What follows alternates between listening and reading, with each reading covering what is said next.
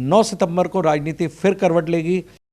नमस्कार, P3 भारत में एक बार फिर आप सबका स्वागत है। दोस्तों, आपको सबको मालूम है कि 9 सितंबर को कल जो है देश के उपराष्ट्रपति का चुनाव होने जा रहा है, जो कि लगभग ऐसे लगता है कि औपचारिकता सी है और एनडीए गठबंधन 422 सीटों के साथ 22 सदस्यों के साथ उपराष्ट्रपति का चुनाव जीत जाएगा, ऐसा लगता है। और इस स्थिति में लोगों को ये मानना है कि एनडीए गठबंधन जो है इस बात के लिए बिल्कुल मजबूत था कि उन्हें हर हालत में उपराष्ट्रपति पद के मामले में सफलता मिलेगी, और क्योंकि उनका एनडीए गठबंधन इंटैक्ट है। लेकिन ऐसा नहीं है दोस्तों। भारत की राजनीति में एक और इतिहास लिखा जाना है 9 सितंबर के बाद। अभी तक आप सबको लगता है कि एनडीए गठबंधन में बीजेपी के पास अपना स्वतंत्र बहुमत नहीं है और वो बैसाखियों पे चल रही है, और बीच बीच में बार बार ये अफवाहें उड़ाई जाती हैं कि कुछ सांसद उनका साथ छोड़ रहे हैं और कुछ जो सहयोगी दल हैं, जो प्रमुख सहयोगी दल हैं, जेडीयू और टीडीपी, इनमें से भी कोई साथ छोड़ने वाला है। ऐसी बार बार अफवाहें उड़ाई जाती हैं, जबकि अगर ऐसा होता तो मैं समझता हूँ कि एनडीए और विशेषकर जो बीजेपी अभी उपराष्ट्रपति का चुनाव जल्दी से नहीं कराती, क्योंकि उपराष्ट्रपति के चुनाव में कोई समय सीमा नहीं है। राष्ट्रपति के चुनाव में रिक्तता 6 महीने के अंदर भरनी होती है, लेकिन उपराष्ट्रपति के चुनाव में क्योंकि डिप्टी स्पीकर भी अपॉइंटेड होते हैं, इसलिए उपराष्ट्रपति के चुनाव में समय सीमा नहीं है। लेकिन उसके बावजूद भी सरकार ने ये तय किया कि उपराष्ट्रपति का चुनाव जल्दी होना है,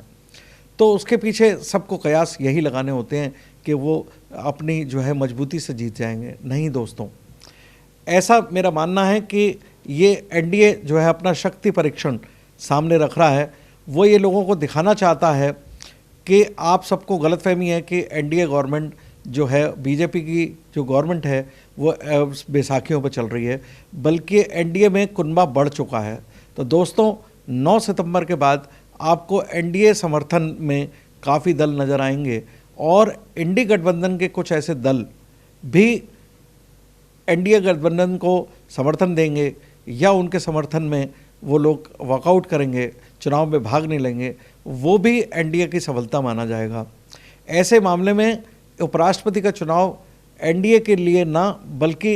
एनडीए गठबंधन के लिए अपनी कसौटी का विषय बन गया है कि क्या वो अपने समर्थन में जितने 311 लोग हैं उनको अपने समर्थन में रख पाएंगे या उनमें से भी टूटते हुए नजर आएंगे। तो ऐसी स्थिति में मुझे ऐसा लगता है कि मोदी और शाह ने ये एक क्षय और मात का गेम खेला है। जैसे कि उनको मालूम है कि वो क्राइसिस को भी अपॉर्चुनिटी में लेते हैं। जैसे ही उपराष्ट्रपति का पद रिक्त हुआ, उन्होंने तुरंत इसका दाव चला और आज उपराष्ट्रपति का चुनाव करा रहे हैं। तो शायद वो जनता को दिखाना चाहते हैं आने वाले समय पे, या विपक्षियों को दिखाना चाहते हैं, या इस बात को साबित करना चाहते हैं कि जो उनके बारे में कयास लगाए जा रहे हैं कि एनडीए गठबंधन आने वाले समय पर टूट सकता है और सरकार खतरे में पड़ सकती है, वो उपराष्ट्रपति चुनाव के सहारे एक ऐसा सबक देना चाहेंगे जिसमें उनको लगेगा कि ना केवल एनडीए गठबंधन 300 से ऊपर है, बल्कि 422 से ऊपर सीटें वो लाकर ये दिखाना चाहेंगे कि उपराष्ट्रपति के चुनाव में 422 से सीटें जो एनडीए गठबंधन के साथ बनती हैं, अगर वो 450 का आंकड़ा पार कर गए तो ऐसी स्थिति में भी ये मोदी और अमित शाह के लिए सुखद स्थिति होगी, और वो साबित करने में सक्षम नज़र आएंगे कि जो सरकार बार बार आप ये कहते हैं कि बैसाखियों में चल रही है, वो बल्कि बैसाखी ना होके उसका शक्ति और बढ़ती जा रही है। इसी संदर्भ में आज बीजू जनता दल ने ये डिसाइड किया है कि वो उपराष्ट्रपति के चुनाव में भाग नहीं लेंगे, यानी कि वो ना तो वोट एनडीए के फेवर में देंगे, ना ही एनडीए गठबंधन के फेवर में देंगे। इस तरह से 9 वोट ऑटोमेटिकली कम हो गए हैं। अगर हम ये माने कि 786 में से 9 लोग जाते हैं, तो एक तरह से 777 लोग रह गए, और उसके 50% को आप अगर देखेंगे तो एनडीए गठबंधन का और भी मजबूत स्थिति बनती है। ये एक सिक्के का एक पहलू दिखाया गया है। अभी दूसरा पहलू आपको 9 सितंबर शाम को मिलेगा, जब काउंटिंग होगी, तो ये कमोवेश ऐसी स्थिति बीजू जनता दल ने की है, तो मुझे लगता है शिवसेना भी ऐसा ही करने जा रही है। या तो शिवसेना एनडीए के समर्थन में वोट करेगी या वॉकआउट करेगी। अगर वॉकआउट करने की स्थिति भी होगी तो इंडी गठबंधन के समर्थित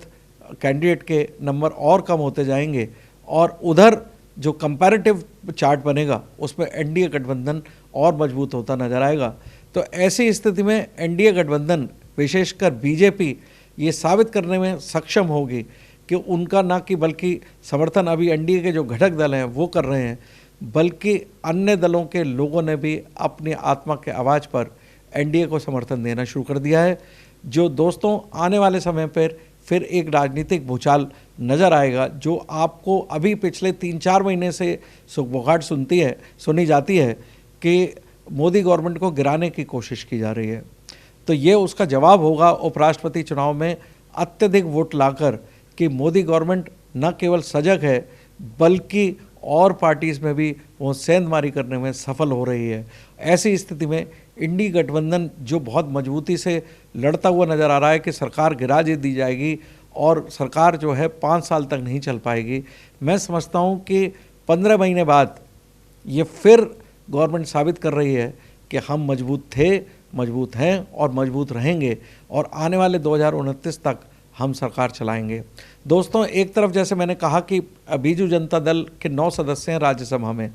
उन्होंने वोट देने से इनकार कर दिया है किसी को भी। तो ऐसे राज्यसभा और लोकसभा के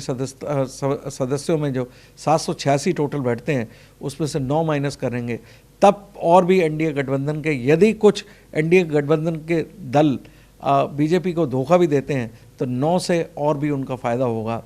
और जबकि ऐसा लगता है कि एनडीए गठबंधन के चुनाव लड़ने से अगर वो उपराष्ट्रपति का चुनाव बिल्कुल न लड़ते या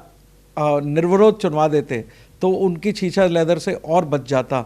वो बल्कि अपनी संख्या बल कम साबित करेंगे, मुझे ऐसा लगता है, क्योंकि मोदी और अमित शाह ने जो स्ट्रेटजी बनाई है और उसके हिसाब से उन्होंने जो चुनाव लड़ने की मन बनाया, जबकि उनके पास बहुत समय था। ऐसे समय पर वो उन सारे कयासों का विराम लगा देंगे कल, जब जो कहते हैं कि आने वाले समय पर ये सरकार नहीं चल पाएगी। वो ये दिखाएंगे कि यदि एनडीए में जेडीयू और टीडीपी भी अगर समर्थन वापस ले लें तब भी वो सरकार नीचे की स्थिति में नहीं आएगी, क्योंकि 2-3 दल ऐसे हैं, विशेषकर शिवसेना और बीजू जनता दल, और एक तरफ जो है आंध्र प्रदेश में भी जगन मोहन रेड्डी भी बीजेपी का समर्थन करते हुए नजर आएंगे। तो ऐसी स्थिति में ये साबित करना बीजेपी लीड एनडीए गवर्नमेंट को बहुत आसान होगा कि उनका कुनबा बढ़ रहा है ना कि घट रहा है। तो उपराष्ट्रपति का चुनाव का यही पर्पस है कि केवल अपना शक्ति प्रदर्शन करना, बल्कि जीत तो पहले से ही निश्चित है। यदि आप देखें तो मीडिया भी इस पर बहुत सारी बात नहीं कर रहा है, क्योंकि उन्हें मालूम है कि एक तरफा चुनाव है। लेकिन बीजेपी और नरेंद्र मोदी और अमित शाह एक प्रेस इशू बना के ये फिर एक देश के सामने प्रेजेंटेशन रखेंगे कि उनका समर्थन अन्य जो विपक्षी दल हैं उनमें से भी कई सांसद अपनी आत्मा की आवाज़ से आने वाले समय पर उनके गठबंधन को समर्थन दे सकते हैं, और बल्कि वो समर्थन बढ़ता हुआ नजर आएगा। तो दोस्तों, 9 सितंबर को राजनीति फिर करवट लेगी। जिस तरह से लोगों से कहा जाता है कि एनडीए गठबंधन टूट सकता है और सरकार गिरेगी, जबकि कल ये साबित होगा कि एनडीए गठबंधन विशेषकर बीजेपी और मजबूत होकर उभरेगी, ऐसा मेरा मानना है। आइए देखते हैं 9 सितंबर को बीजेपी के समर्थित कैंडिडेट को कितने वोट मिलते हैं। वो ये निर्धारित करेंगे कि राजनीति कितनी रूप से, स्थायी रूप से ये सरकार चलाने में सक्षम होगी आने वाले समय में। धन्यवाद।